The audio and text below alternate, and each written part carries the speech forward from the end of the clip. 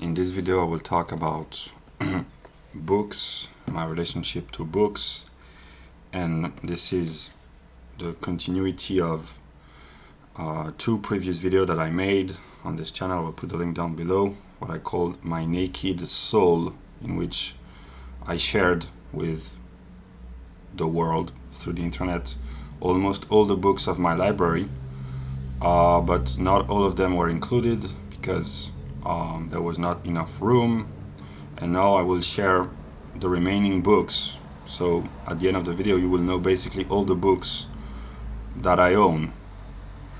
I will begin by quoting this book, Hegel and the Hermetic Tradition. According to Jacob Böhm, there is a conflict within what he calls the Godhead, which is probably the mind of God, I don't know.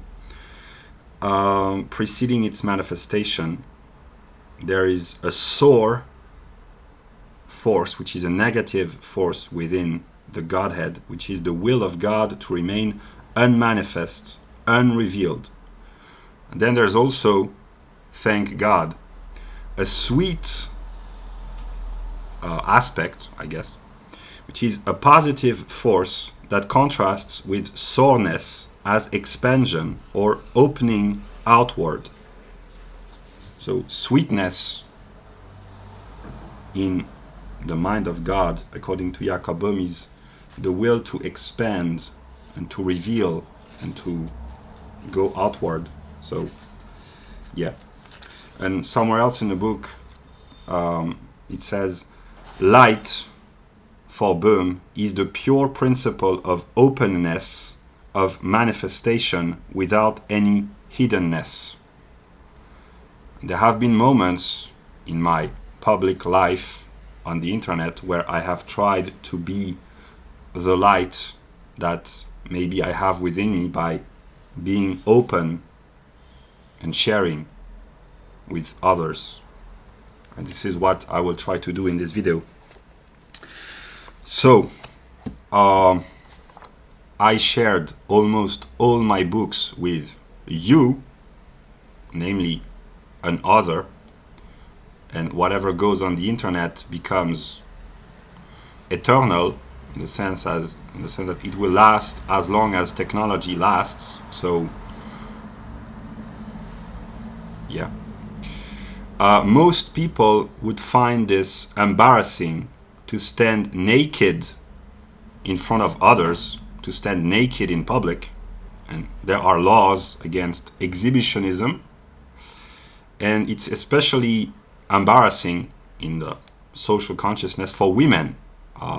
The idea of a woman being naked in front of others in public is the idea of being shameful, indecent, embarrassing, immodest. And in this day and age there's the idea of revenge porn, where frustrated males use pornographic videos that they have recorded with their girlfriend or ex-girlfriend to hurt their now ex-girlfriend. So one way of hurting the other is to reveal his or her, especially her, nakedness. But what I believe I have understood in my intellectual and spiritual journey is that man's essence, the essence of human beings, is spiritual, so immaterial in a way. And in my view, which may be wrong, it's just a representation, it needs to be corrected, but there is a trinity within women, which I would call the vagina, heart, soul trinity. Namely that these three aspects of woman are somehow interconnected. When women talk about their heart in romantic love stories, it's a poetic way of talking about their vagina. And so I believe that there's a strong connection between the heart and the vagina, and also there is a connection between the heart and the soul. So is there a connection between the soul and the vagina? I don't know, but yeah. And the heart is the seat of emotions, and the soul is the immaterial principle which embodies itself in a body, which is responsible for emotions, for animating. Animate comes from anima, which is the Latin word for the soul. And the soul in Greek is the psyche, which gives us the psychology. So the soul within us is the moving, emotional aspect.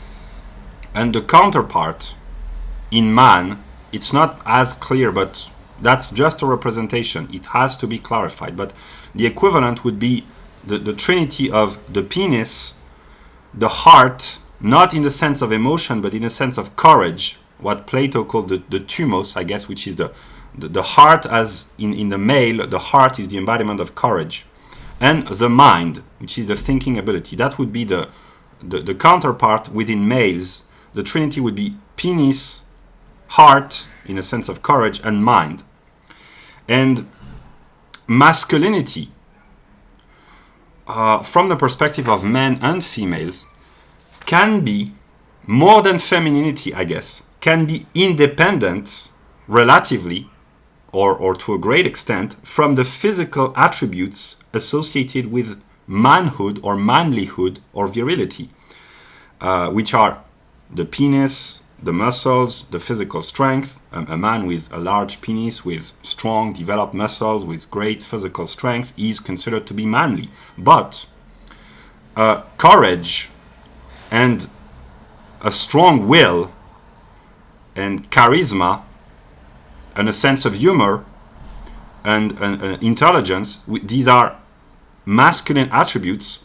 They can exist relatively independently from the body. You need a body to embody these qualities, but there are males who are physically weak, fragile physically, probably with an average penis, who are very strong in mind and character. So they are very masculine men, although they look weak. So in men, masculinity is relatively independent from the physical attributes, I guess.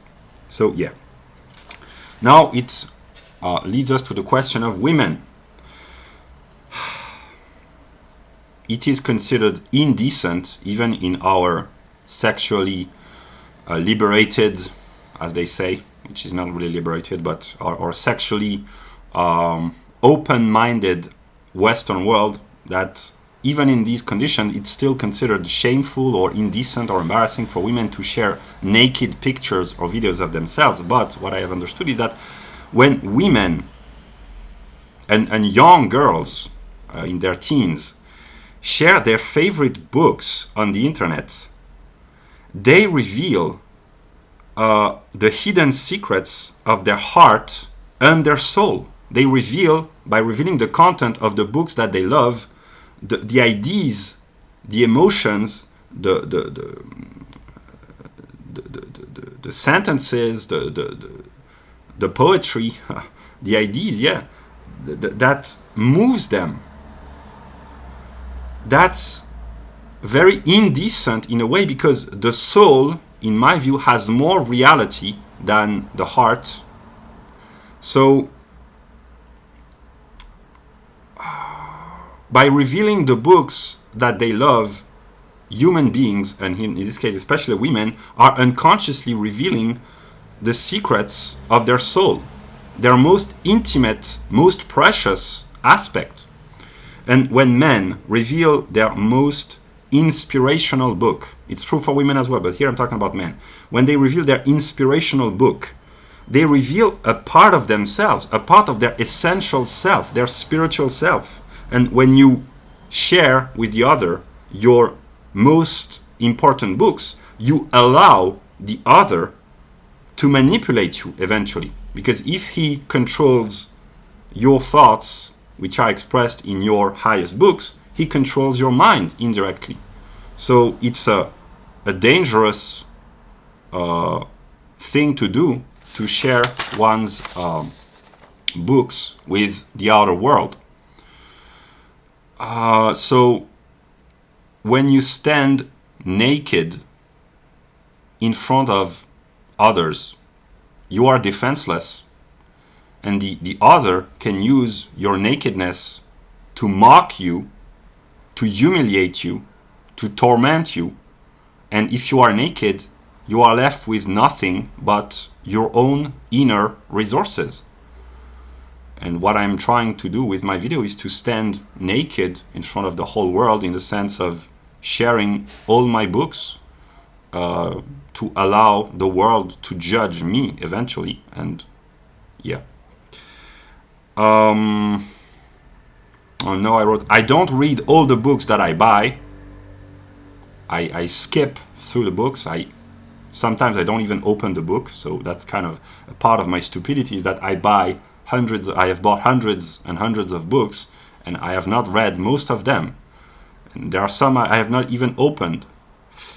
But the books that I have bought reveal a part of my soul and or my mind. The distinction is not yet clear to me at this moment, but they reveal a part of me, a part of who I am, who I was, who I have been.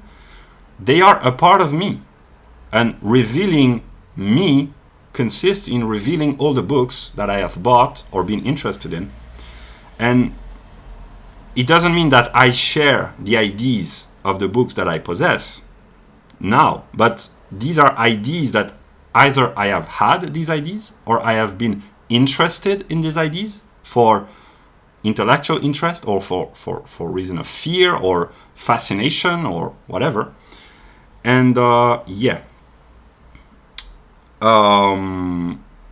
And the only books that I do not possess any longer, I talked about this in my previous video about my relationship to books, are the Jewish books that I got rid of. It was probably in 2017 or 18 when I had this realization that most of the books in my library were written by Jewish authors. So I had this National-Socialist impulse, which was just in the realm of books. I got rid of books, but it's a very violent cognitive act. It means I want you out of my library. I want you out of my mind. So it's a very violent act of rejection. So I have this. I did not understand what I was doing, but it was a moment in my development when I purged my library, like the National Socialists purged bookshelves in the 1930s. And yeah.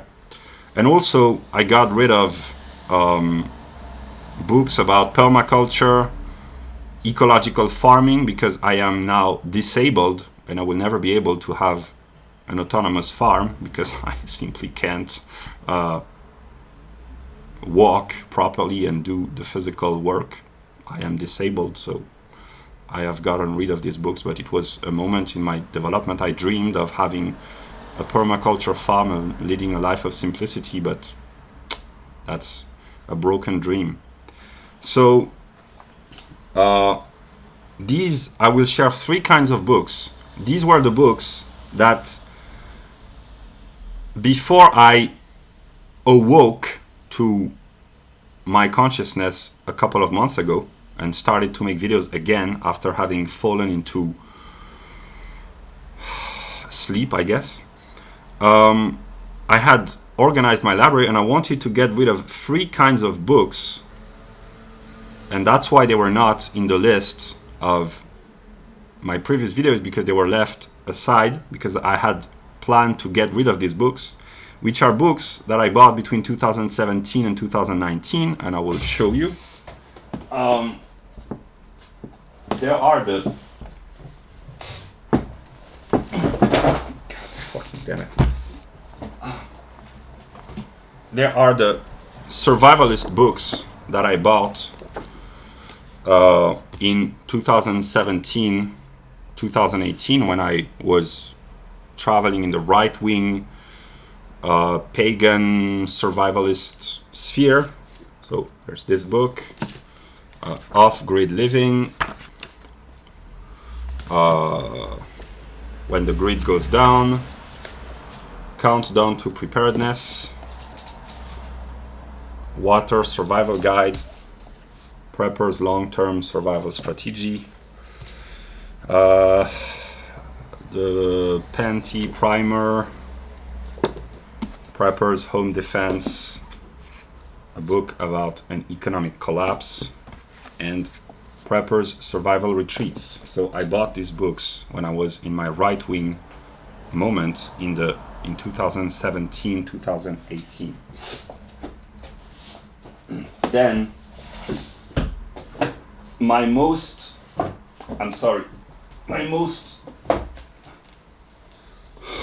personal and embarrassing and shameful books.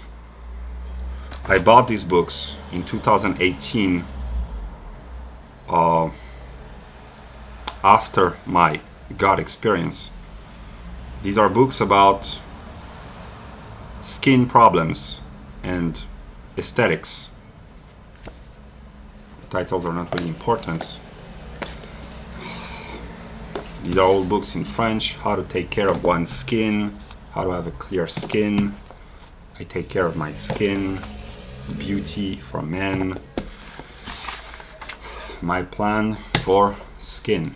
And the story of these books is that it's really personal and embarrassing, and that's one of the worst aspects of me. Between 2009 and 2019, for 10 years, I have lived isolated, trapped in my apartment, and my room first and then my apartment, without almost going outside, without talking to people, without having any friends, any social life, any girlfriend, without having any social life, because I had skin problems and I was ashamed and I was embarrassed, and I was embarrassed of my physical appearance, and I thought that I was so ugly that I was an embarrassment to others and that I should not go outside. So that's why I lived trapped in my room and in my apartment. And after I had what I call my God experience in August 2018, I understood that I would have to go into the world at some point eventually. And I wanted to fix my physical appearance. I wanted to be accepted because of my physical look. And I wanted to seduce a girl with which I had fallen in love through a cognitive process. That's a story that I have already mentioned in ancient videos. And I wanted others, but especially her, to accept me physically. So that's why I tried to take care of my skin problems, which is the most selfish, egotistical, immature, pathetic decision that I've made as of now. So yeah, and I will pay the price for this decision. And finally, the third kind of books that I had bought in 2019, it's about creating a YouTube channel. I bought these books, I think, in around July 2019. When I started this channel, I was in a hospital back then, and I wanted to share my ideas because I felt guilty and embarrassed, and I felt that I need to share my ideas. So I bought these books, which I never really read, but yeah. So this is for all the books that I had bought before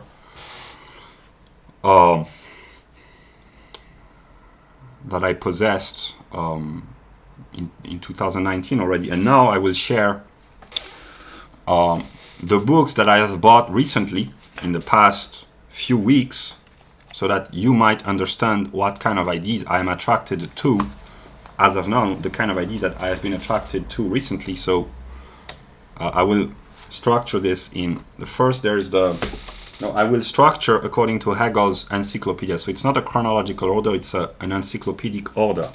Books that I have bought recently, that's in the realm of language and logic. I've bought books about the Chinese language. And the reason is very simple, is that all the languages that I have ever spoken or studied are Indo-European languages. And I wonder, is my worldview, my mind, structured by the Indo-European language? What would I think? How would I interpret the world if I thought in a non-Indo-European language? Is it possible to have logic as we understand this in the West in a non-European mindset? So I have not read the books, and probably won't, I don't know, but this is a question that I have. Is my worldview structured by my relationship to language, which is mostly French, German, English, but also Latin, ancient Greek, and I've briefly studied Russian and Spanish, but very briefly for a couple of weeks, not more. So all the languages that I have ever studied are Indo-European languages. And for the first time I wondered, if I thought like a Chinese, would I see a different perspective on the world? I have no answer to this question. Second categories of book in the philosophy of nature, The Promise of the Trees, The Secret Life of the Trees. That's another book by the same author. And Mycelium Running. It's about the life of mushrooms.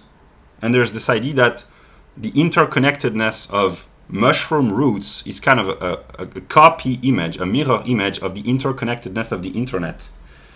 And I must admit that I'm quite ignorant when it comes to biology. So yeah, I have not read the book. Maybe I won't, because like I said, I don't read 80% of the books that I buy, but this is the kind of idea that I have been attracted to recently. Now, in the realm of spirit, I'll begin with subjective and objective spirit mixed together and share some of the books that I have bought recently in the past 6 or 8 weeks. There's National-Socialism, an evolutionary anti-Jewish group strategy by Kevin MacDonald. Games and Men by Roger Caillois, a French sociologist. I made videos about this book. Moyesh Postone, Time, Work, and Social Domination. He's a Jewish Marxist author, because I was thinking about the question of economic enslavement and how is it possible to remove the domination and to liberate time for the workers. I don't know, because yeah, this is an author I had been familiar with many years ago, and I decided to buy his book. Bullshit Jobs by David Graeber. The Utopia of Rules by David Graeber, on technology, stupidity, and the secret joys of bureaucracy. The Second Career of Adolf Hitler by Renaud Camus, which is the French intellectual who is responsible for the notion of the great replacement, le grand remplacement. And he's a writer, a literarily talented writer. And in this text, he develops the idea that the idea of Adolf Hitler, the ghost of Adolf Hitler, has shaped and structured France and the West at large, but mostly France. And by Adolf Hitler, although he's absent and dead, he's omnipresent in contemporary thought. And that's a really profound book, because Renaud Camus is a Frenchman, and the educated French write very well, and he's a very talented writer. So yeah. Then there are books about cultural Marxism, because cultural Hegelianism was born as a reaction to cultural Marxism. So I have decided to study cultural Marxism. The Tentacles of Cultural Marxism, American Crisis, Cultural Marxism and the Cultural War, a Christian Response, The Red Trojan Horse, a concise analysis of cultural Marxism. Then there's this book by Douglas Murray, The Madness of Crowds, Gender, Race and Identity. And I've bought also books about Hitler, white supremacy, indigenous peoples and the Great Reset by Lucien Cerise, who is a French conspiracy theorist. So he is not a white supremacist. He denounces white supremacy, but promotes nationalism nonetheless. So I have not yet read the book, but I'm interested in having a view of what a non-white supremacist nationalist who happens to be white, how he interprets this question. And finally, Europa, the European projects of Nazi Germany and Fascist Italy, with Hitler and Mussolini on the front page. Yeah, so these are the books that I've bought over the past few weeks in the realm of subjective and objective spirit. Then, in the realm of absolute spirit, religion, Martin Luther's Theologia Germanica, great thinkers by Shao Kai Tseng, a book about Karl Barth, the greatest apparently Protestant theologian of the 20th century, Martin Luther, The Freedom of the Christian, Martin Luther, Let God Be God, the 95 Theses in French and English,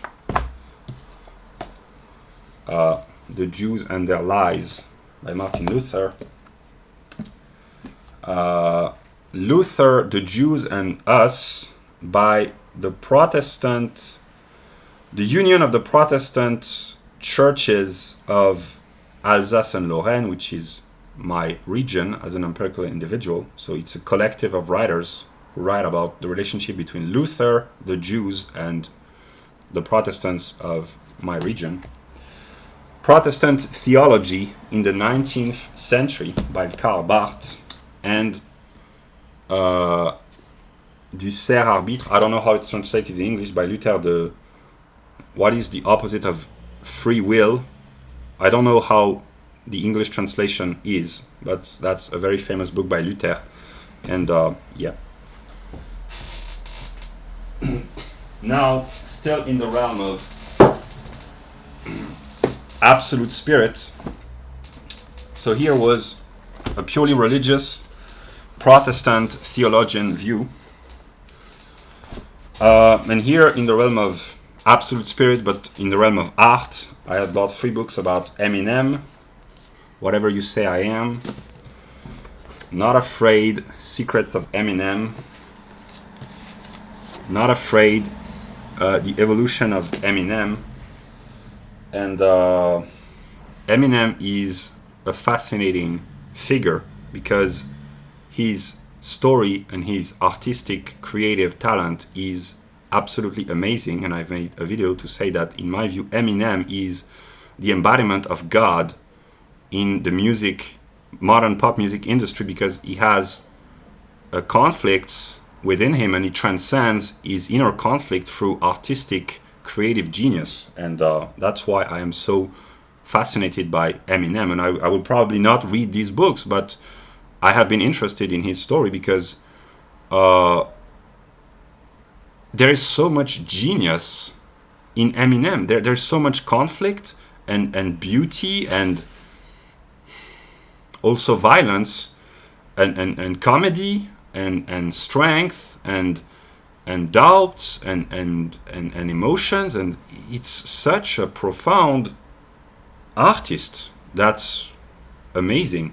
So yeah.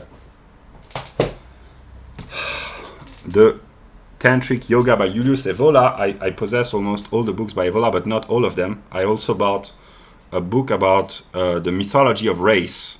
I've not heard it, but I can add this. So it's part of the books of Evola that I now possess. I have not read, but I eventually will try to buy all the books as long as I can, because Evola is a moment in the development of cultural Hegelianism. So yeah.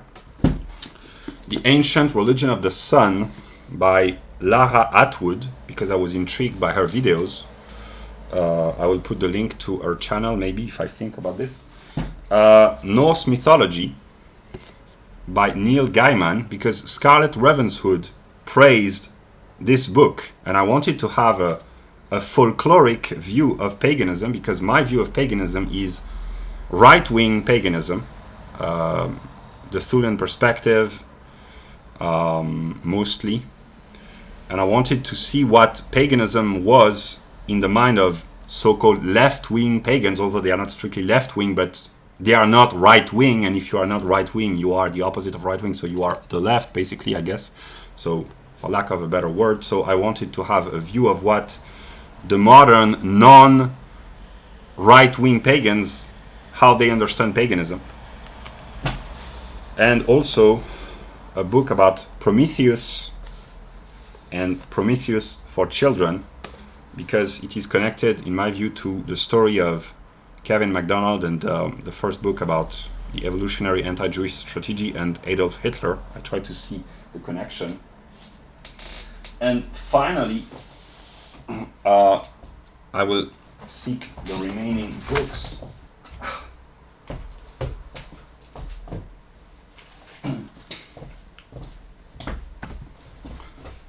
Still in the realm of absolute spirit here, we are dealing with pure philosophy, I guess. The Tragic Absolute by David Farrell Krell. German Idealism and the Languishing of God. Maybe I should read this book. Sankara, The Distinction Between the Observer and the Observed. Hitchens, Dawkins, Harris, Dennett, The Four Horsemen, the conversation that sparked an atheist revolution. Rupert Sheldrake, Terence McKenna, Ralph Abraham, The Evolutionary Mind, Conversations on Science, Imagination and Spirits. Kant's Logic in English, because I wanted to make a video about Kant's Logic. I possess the German and the French version, and I wanted eventually to make a video about Kantian logic. Hegel and Contemporary Philosophy, Deleuze, Lyotard, Derrida, because I am ignorant of modern philosophy, but in my culturally Hegelian view, all the post-Hegelian, anti-Hegelian philosophers must be included within Hegel's system, so eventually I have to have a broad knowledge of Deleuze, Lyotard, Derrida, which are important thinkers of the 1960s and 70s, and to understand them in a Hegelian perspective. Zizek, Absolute Recoil. And finally, one of the most comical books I have ever bought, I guess. I wanted to buy a book about Nietzsche. I already have the complete works of Nietzsche, which I haven't read, but I wanted to have a book in which I could find just quotes from Nietzsche, because that's, in my view, that's how you should read Nietzsche. Not read the complete works, but like picking up a flower. It's like cherry picking. That's a very good expression in English. For me, Nietzsche is cherry picking. You pick one quote from here, one quote from there, and you make your own mixture. That's how Nietzsche should be used, in my view. Maybe I'm wrong, I don't know. And I bought this book because I love the title. Nietzsche, to do is to be. Kant, to be is to do. Sinatra, do be, do be, do. And when I opened the book, it was blank. That's one of the most comical jokes ever. So I guess that maybe I will have to write something in this book someday, maybe, I don't know. So yeah, I have shared. I also have books about I don't know how you call it in English, accountancy, the job of being an accountant. These are the books that I bought between 2020 and 2021 when I tried to get a regular job and to become a productive member of society and to have a normal life before I woke up again. So other than that, I have shared almost all my books, all the books that I possess. So you, whoever you are, you know all my books, which are a reflection of my soul and my mind. And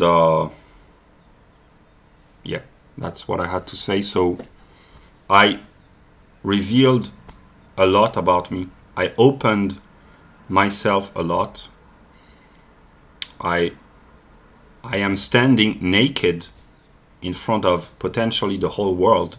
So yeah, and I will keep buying books as long as I feel the need to, and as long as I can, because there are still many books that can help enlighten me and help me enlighten the world. So yeah, and maybe I will read the books that I have not yet opened or read thoroughly.